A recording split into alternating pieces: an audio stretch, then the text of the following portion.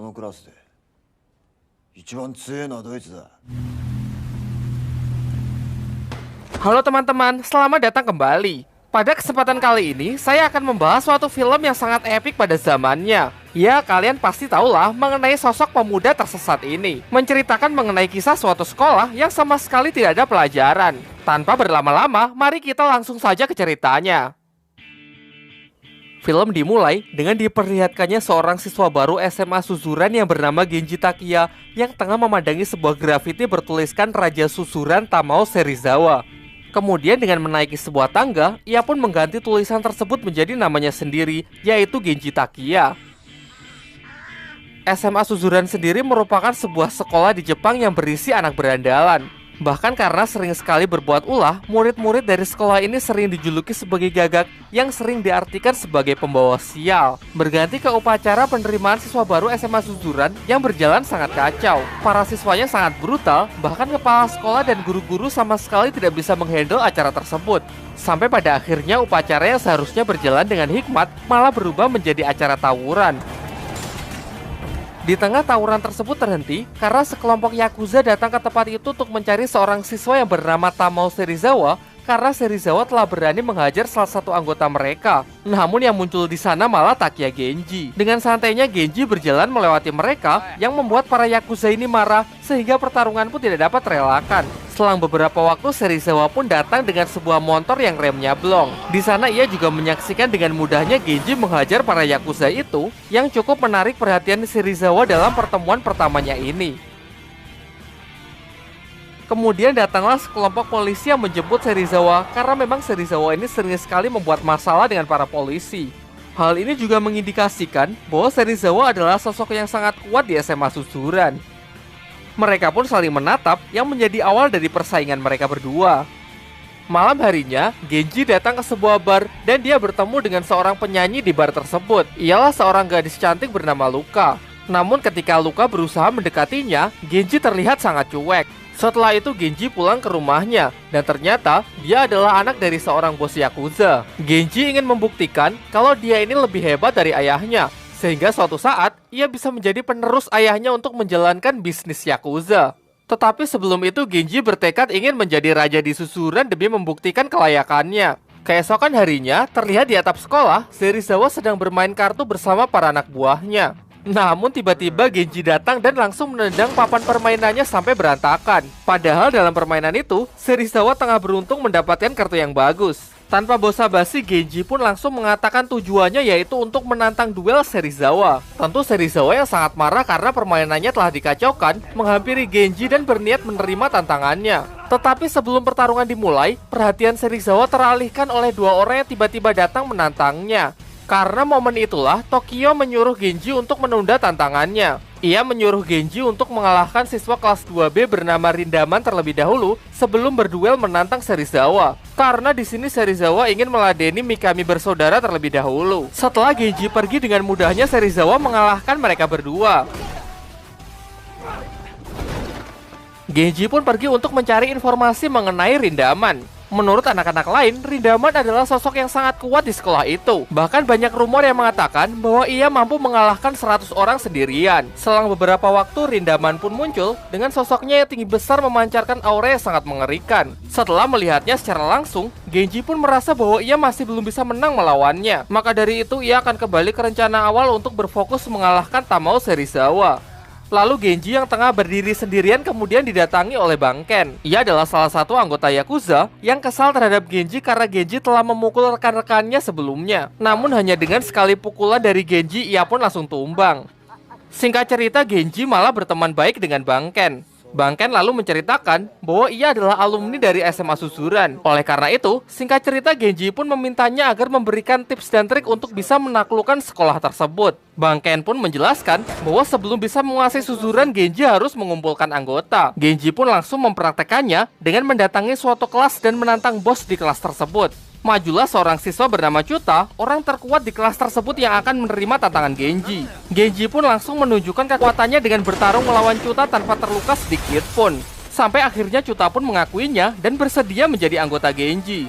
Chuta yang telah bergabung dengan Genji adalah langkah awalnya untuk bisa menguasai Suzuran. Namun tentu saja itu masih belum cukup sehingga ia perlu mencari anggota yang lain. Kemudian Chuta yang lebih berpengalaman menceritakan struktur kekuatan di SMA Suzuran. Yang pertama, ada Hideto Bando yang menjadi ketua dari geng Amored Front. Ia pindah ke Suzuran sebagai siswa kelas 2. Di kelas 1, ada trio Ebisuka yang terkenal sangat kuat. Kemudian ada juga Rindaman siswa kelas 2, namun ia tidak masuk ke dalam geng manapun. Di Suzuran sepertinya ia hanya ingin bertindak sebagai pengamat. Namun yang paling perlu diwaspadai adalah si monster Tamao Serizawa. Kelompoknya adalah yang terbesar di Suzuran, dan dialah yang dianggap sebagai kandidat terkuat yang mungkin bisa menguasai sekolah tersebut. Dan kabar terbaru, Mikami bersaudara juga bergabung dengan Serizawa setelah mereka dikalahkan. Ada juga kelas 3C yang dikuasai oleh Takashi Makise. Meskipun ia sering kalah oleh Serizawa, namun ia enggan untuk menyerah dan tetap tidak mau mengakui Serizawa. Itulah sebabnya ia memiliki pengikut yang cukup banyak. Tetapi meskipun memiliki pendirian yang sangat kuat, Makise sangat lemah terhadap wanita. Karena itulah Bangken memiliki ide untuk mencarikan Makise perempuan agar ia bersedia bergabung dengan Genji. Genji pun lalu menemuinya dan mengundangnya datang ke sebuah grup kencan bersama para perempuan. Malam harinya, Makise memenuhi undangan itu dan datang ke sebuah kafe. Genji mengajak Luka dan 2 orang teman ceweknya untuk datang ke kencan itu. Karena tak tahan melihat gadis-gadis cantik di depan matanya, Makise pun langsung keluar di tempat. Ternyata sejak awal ia memang memiliki kelainan yang sangat aneh. Acara mereka pun sangat canggung dan tidak berjalan sesuai rencana. Namun di sini Bangken sudah menyiapkan rencana cadangan, yaitu dengan menyuruh Chuta agar menggoda perempuan incaran Makise agar Makise nantinya bisa bertindak sebagai pahlawan. Tetapi di luar dugaan, Luka yang tidak terima temannya diganggu langsung mengambil sebuah garpu dan menusukkannya ke Chuta. Kini karena insiden itulah rencana mereka jadi ketahuan. Luka dan kedua temannya pun marah lalu langsung pergi meninggalkan tempat itu. Dengan ini rencana Genji dan kawan-kawan pun gagal total. Bahkan Genji malah sampai menangis karena dimarahin oleh Luka. Karena rencana kencan telah gagal, Bangken pun mengusulkan untuk pergi ke tempat pijat plus. Namun bahkan cuma mendengar hal itu, Makise pun langsung keluar di tempat. Karena hal itulah Genji malah membelikan celana yang baru untuk Makise. Momen-momen itulah yang kini membuat mereka bisa tertawa bersama. Singkat cerita, karena keseruan di malam itu, Makise pun bersedia menyerahkan kelas C di bawah kepemimpinan Genji. Kabar Makise yang telah ditaklukkan oleh Genji sampai ke telinga Serizawa. Namun Serizawa sama sekali tidak cemas dan terlihat santai-santai saja. Keesokan harinya, pemimpin dari kelas 3D bernama Izaki datang menemui Genji. Ia dengan sukarela menawarkan dirinya untuk bergabung, namun di sini ia malah menjebak Genji. Sendirian Genji pun dikepung oleh puluhan anak buah Izaki.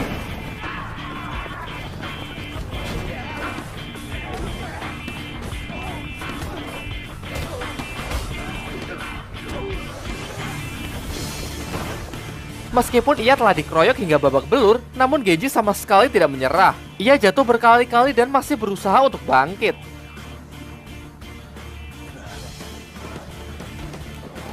Hal inilah yang akhirnya membuat Izaki luluh karena melihat tekad Genji yang begitu kuat. Ia pun malah menggendong Genji ke tempat Chuta dan Makise dan menyatakan kalau ia bersedia bergabung dengan Genji. Kini secara resmi Genji pun telah berhasil mendirikan gengnya sendiri yang ia beri nama Genji Perfect Seiha atau yang disingkat GPS.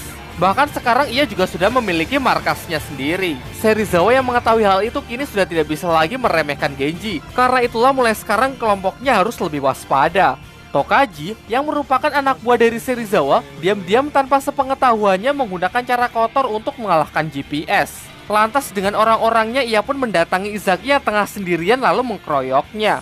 Genji dan kawan-kawan pun dibuat sangat kaget ketika melihat Izaki dengan luka yang sangat parah.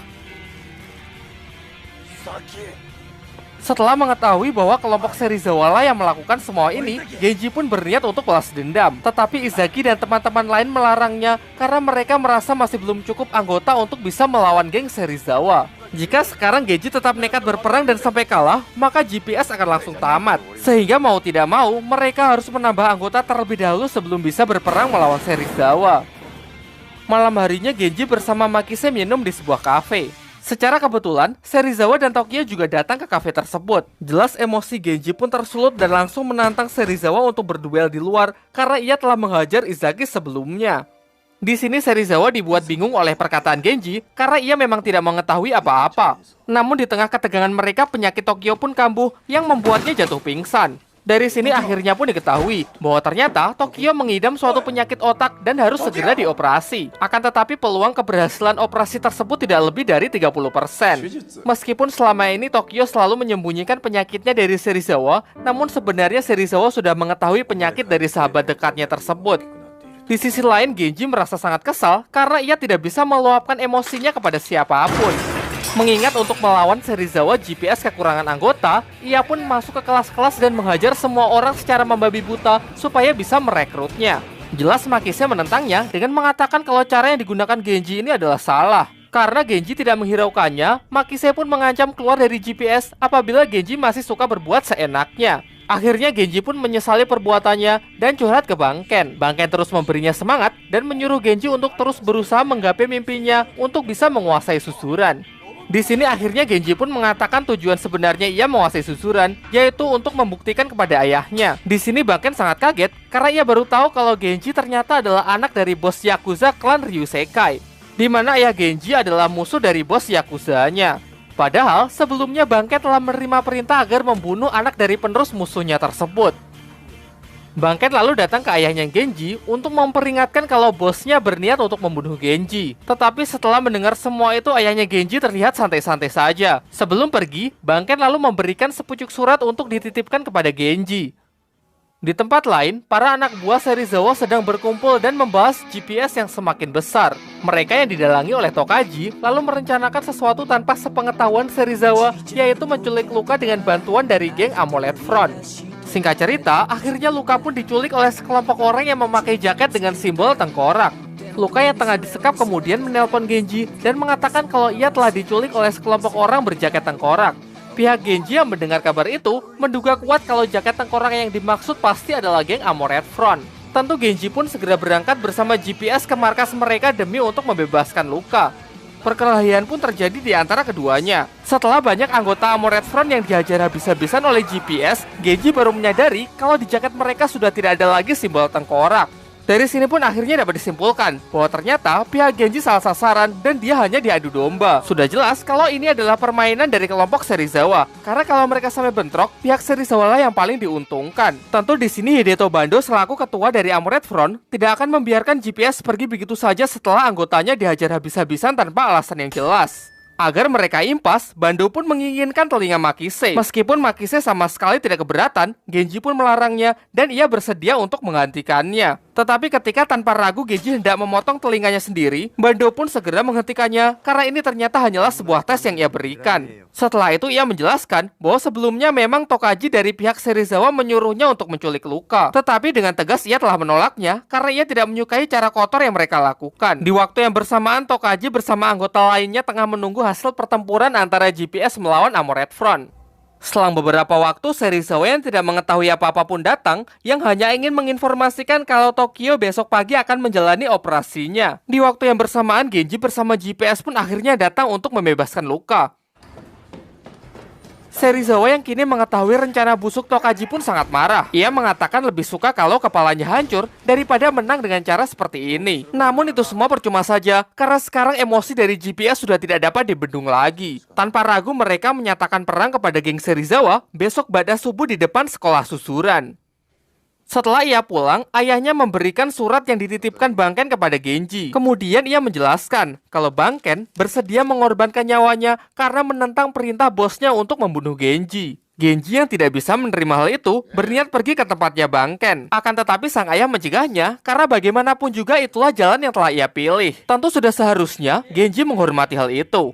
Di waktu yang bersamaan, Banken datang ke tempat bosnya, lalu mengembalikan pistol yang dulu diberikan kepadanya untuk membunuh Genji. Sudah jelas hukuman bagi anggota Yakuza yang menentang perintah adalah eksekusi mati. Kemudian dibawalah Banken ke sebuah danau, tempat ia akan menjalani eksekusinya. Sang bos memberikan jas yang ia kenakan sebagai bentuk penghormatan terakhir. Meskipun di sepanjang film ia selalu digambarkan sebagai pria bodoh yang sangat pengecut, ternyata Banken memiliki keteguhan hati yang sangat kuat. Ia benar-benar sudah membulatkan tekadnya karena ia tidak ingin merenggut masa depan Genji. Singkat cerita, Genji pun sudah siap dengan pasukannya. Begitu juga dengan Serizawa yang siap menunggu kedatangan GPS. Sebagai pimpinan, ia juga memberikan semangat kembali kepada Tokaji yang sepertinya telah menyesali perbuatannya. Ia mengajaknya untuk bertarung bersama demi membuat bangga Tokyo yang tengah berjuang dengan operasinya.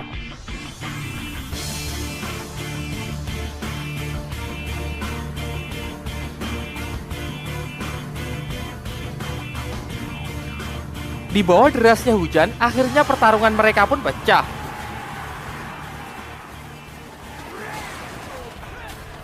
Di pertengahan, pihak Serizawa lah yang terlihat menguasai jalannya pertarungan. Karena memang sejak awal, GPS memang sudah kalah jumlah. Namun keadaan pun menjadi seimbang setelah kedatangan Armored Front yang dipimpin oleh Hideto Bando. Ia pun bertarung membantu GPS karena kesal kepada pihak Serizawa yang sebelumnya telah mencemarkan nama baik mereka.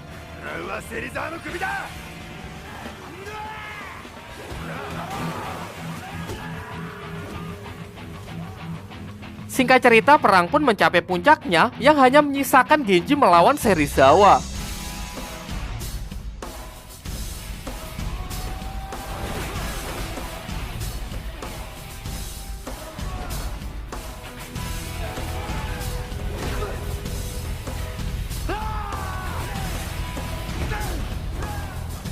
Kembali ke tempat Bangken yang tengah menjalani eksekusinya. Ia pun ditembak beberapa kali dan langsung dijatuhkan ke dalam danau. Di waktu yang bersamaan, Genji tengah bertarung mati-matian melawan Serizawa yang memperlihatkan kalau mereka memiliki kekuatan yang seimbang. Namun pada akhirnya Genji lah yang memiliki tekad lebih kuat sehingga ialah orang terakhir yang masih mampu berdiri di hadapan Serizawa yang sudah menyerah karena tidak sanggup bangkit kembali. Dengan ini, GPS lah yang keluar sebagai pemenang. Setelah perang berakhir, Serizawa pun mendapatkan kabar gembira kalau operasi Tokyo telah berhasil. Di waktu yang bersamaan, Bangken yang sebelumnya tenggelam di danau ternyata masih hidup dan berhasil naik ke permukaan. Karena ternyata jas yang diberikan bosnya sebelum eksekusi adalah jas anti peluru.